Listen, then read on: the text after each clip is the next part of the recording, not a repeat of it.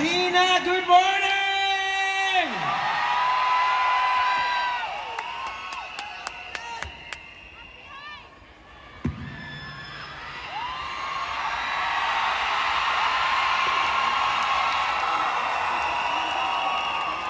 Ten years ago, a young man, a son of a farmer, dreamed that someday he would become successful. Nag-try sa isang negosyo na walang kalam-alam, no connections, no favors, no rich parents, just 100% straight, pure hustle.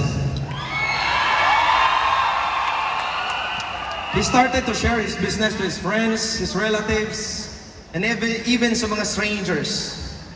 But karamihan sa kanila hindi naniniwala. Pinagtawanan pa. He told them his vision, pero karamihan sa kanila ang sabi, wala kang mararating yan sa ginagawa mo. But this young man kept pushing forward. Nagtuloy-tuloy, lumalaki ang grupo. May nag-quit, may nawala, may pumalit. Hanggang sa lumalaki ang community niya. And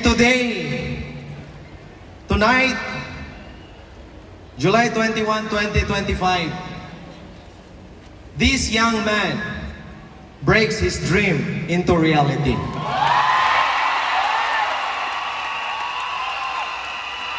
For here on stage is the man who brings with you his success story.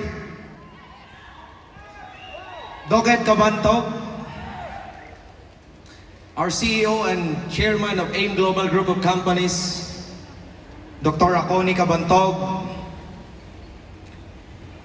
our Vice President, Sir Arnel, Sir Georgian, sa mga training team, sa lahat ng mga bumubuo, sa management ng AGG, sa mga Hall of Famers na nandito ngayon, sa uplines ko, upline Elnie at Annette Tare, sa lahat ng mga tumutulong sa akin, kahit wala ka na dito, lalong-lalo na nung walang-wala pa ako. I owe a lot to you, and you earn my deepest respect.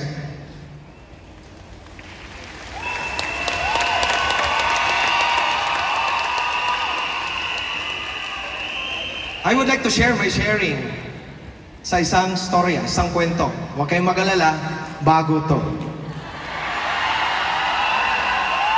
May isang bata na anak ng magsasaka at the same time, isang karpentero yung papa niya. Timing, yung papa niya nakapagtrabaho sa isang simbahan. Nagtrabaho sa isang groto ng simbahan.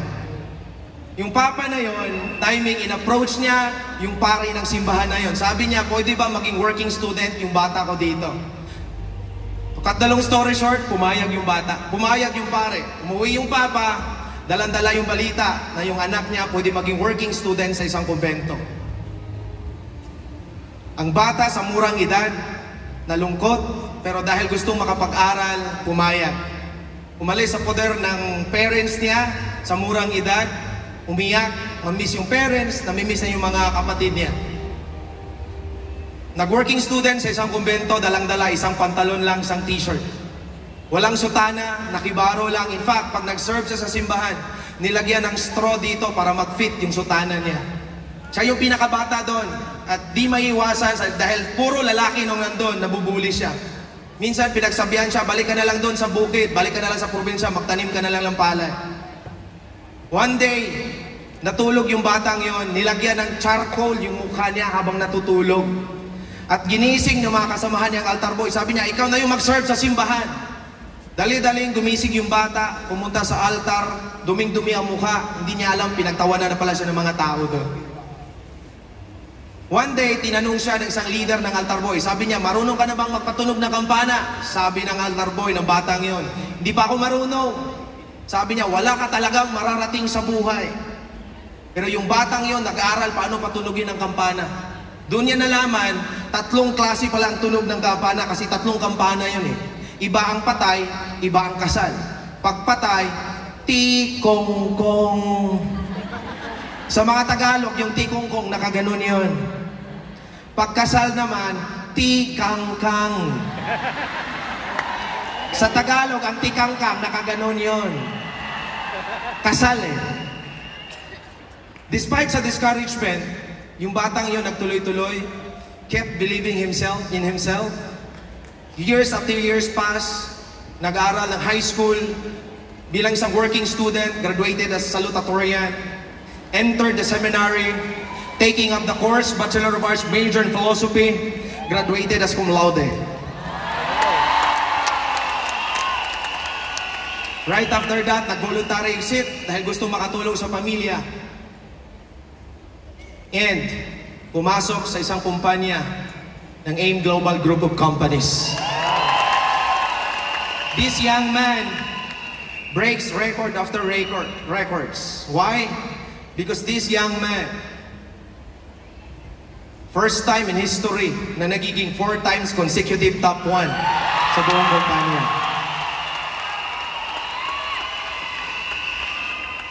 He married a doctor. Nandito siya ngayon. I would like to recognize my wife, Dr. Angel. Nasaan ka man? Nasaan ba siya? Ling, thank you so much for allowing me to fly high. Thank you for believing in me. Sa support, alam ko hindi ko ito makukuha pag wala ka. And of course, this young man creates one of the largest and one of the most powerful team under AIM Global Group of Companies. The Online Business Academy, Atomic International! Makinger!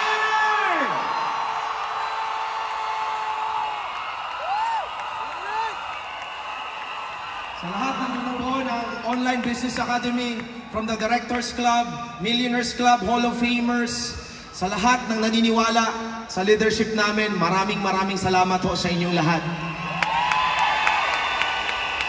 Pero before that, ang nakikita niyo sa akin ngayon, isang Albert na nagkaresulta. Pero kung alam niyo lang, saan ko ba ito itutok? Wait. Ayan. Yan yung binuong pamilya ko ngayon. Ito yung bahay namin nung walang-wala pa kami. Dito kami nakatira hanggang 3rd year college ho ako. Napakalayo yan, typical na bahay sa probinsya, may kulungan ng manok. Alright? Wala kaming kapitbahay. In fact, pag tatawagin yung pangalan mo na Albert, mag-iiko yan. Bakit? Parang nasa gubat na kami. That's 22 minutes away from the barangay road. Para maniwala kayo. Yan yung mama ko, kasama ko sa pagpicture pa ng bahay na yan. Kagandahan, nandito sila ngayon. Gusto kong recognize yung mama at papa ko, kaway-kaway dyan. Yung papa ko na siyang rason, bakit nakapasok ako sa seminary. Kasi sa seminary, sobrang laki ng tulong ng formation ko doon. Kung paano ako mag-isip ngayon. Yan ako, nung time na nawala ng pag-asa sa buhay, right after my graduation. Right? Pero nagtuloy-tuloy hanggang sa ito na yung bahay namin ngayon. Next tayo. Ito yung bahay namin dati, yan yung brother ko na nakahubad. Diyan siya ngayon. Sa totoo lang, fiesta po ito. Sign na fiesta yan. Una, lalabas lang yung mantel, yung cloth ng mesa na yan pag may fiesta. Lalabas lang yung soft drinks na yan pag may fiesta. Nakakarne oh. Sign na wala kaming kuryente until 3rd year college. Tingnan nyo sa bubong niya, may Petromax ang tawag sa amin dyan. Gagamitin lang namin yan sa panahon ng okasyon. May fiesta. Pero pag wala, lampara yung gagamitin namin sa pag-aaral. Pagising mo, itim na itim ang ilong mo. Sino yung makarelate? Yung iba, mga rich kid yan. Next. Pero ito na yung forma ng bahay namin ngayon. Di sa pa magmamayabang. Yung chandelier palang bahay namin, nasa 300,000 pesos na ho. Halos parang nakatingin ka sa isang overlooking lot, a prime location sa Bohol, Panglao Island ho. Next po tayo. Ito naman siya, paggabi. Next tayo. Ganito kami, mag-training dati nung walang-wala pa kami. Nasa purok-purok lang. Pero ngayon, pag nag-training kami, meron na akong sariling boardroom sa bahay namin. Next po tayo. Ayun. Next. Next po tayo. Diyan na kami nag-meeting. Next tayo. Ito yung opisina ko dati nung nag-start ako. Walang-wala. Hindi po scripted yan. Ganun po ako humataw. Ito yung branding ko sa team ko. I am the hardest hustler sa team ko. Hindi ako natutulog pag hindi ako naparok. Hindi ako natutulog that time. Ginawa kong gabi ang araw. Tingnan nyo, makikita nyo yung calendar of activities ko dati. Yung sa likod, punong-puno yung schedule na yan.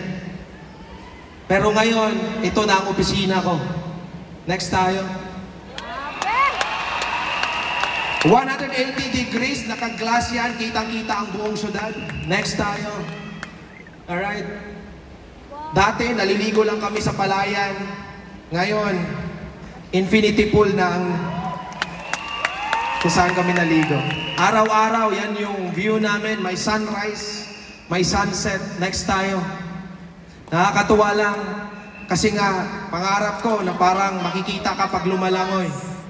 Full glass ho. Napakakapal na glass na walang putol. Yung swimming pool namin.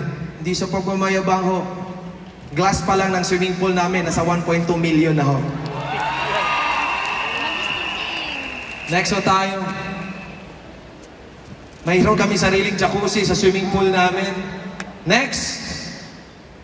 Kung dati nagmumotor, naulanan, ngayon, next.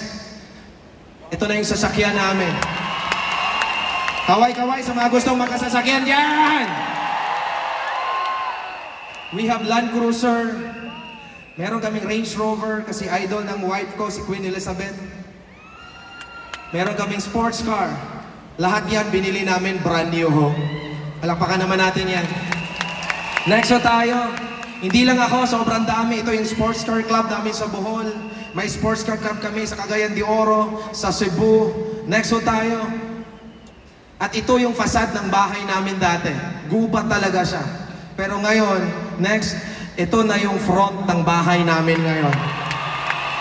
May sariling tennis court, may sariling basketball court na kung saan. Minsan dyan kami nagpa-event, next tayo. Next, dyan kami nag-sports fest, next. Dyan kami gumawa ng kick-off training, next tayo. Pangarap lang to dati, pero yun yung makikita sa tennis court namin. Isang bundok na pinatago namin para magkaroon ng basketball court sa bundok ng Bohol. Next ho tayo. Meron kami sariling condo sa Cebu, 2 bedrooms condo unit. Ang kagandahan dyan, next. Sa harap po ng golf course sa Cebu.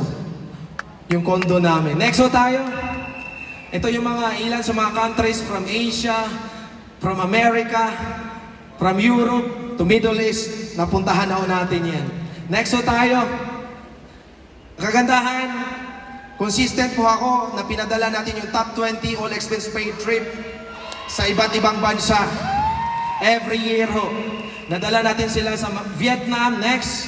Nadala sa Singapore, next. Nadala sa Malaysia, and this year pupunta naman sila sa Bali, Indonesia. Next na tayo.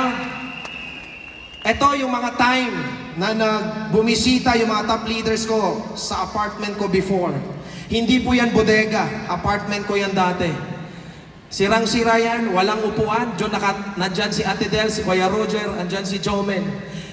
Nag-visualize na kami na what if magkapit-bahay tayo sa isang bundok?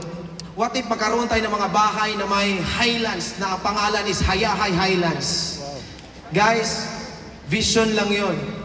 Pero we proved to the world that the culture and philosophy of multi-level marketing industry or network marketing industry is one of the best business in the world. Palakpakan naman natin yan. Next ho tayo. Ngayon, ito yung perspective ng bahay ni Coach Jomen. Next, ito na yung bahay niya ngayon. Pinapagawa na. Katabi lang yan ng bahay ko, harap lang pala. Next ho tayo. Meron kaming sariling private road dyan, pinangalanan ko niyan, Jasma Street. Sa bundok, papuntang bundok. Kung makita mo sa tabi ng bahay ni Coach Jomen, next ho tayo.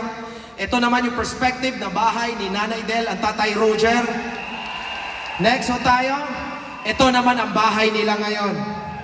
Next ho tayo. Ito yung bahay ni Coach Ronald Bagao na pinapagawa niya sa parents niya. Next ho tayo.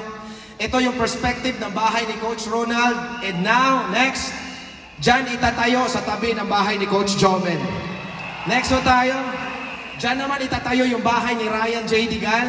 Next ho tayo.